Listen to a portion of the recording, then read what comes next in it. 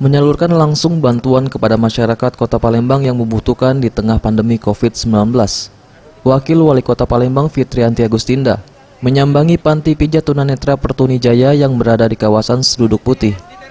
Wakil Wali Kota Palembang Fitrianti Agustinda menyampaikan, selain menyerahkan sejumlah bantuan, dirinya juga secara langsung mendengarkan aspirasi para penghuni panti pijat tunanetra yang saat ini semakin kehilangan pengguna jasa.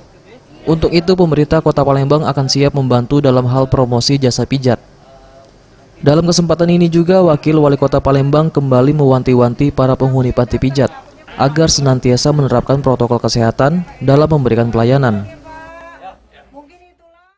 Dan kita akan bantu untuk supaya mempromosikan tempat ini supaya nanti semakin ramai, akan tetapi mungkin kita batasi Pak dengan jarak-jarak supaya nantinya baik yang melakukan pijat urut sendiri dari kawan-kawan panti maupun orang yang datang untuk dari jasa ke sini, mereka dalam kondisi aman semuanya.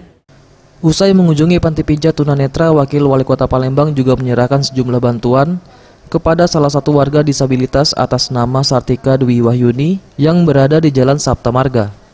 Tim Liputan Sriwijaya TV.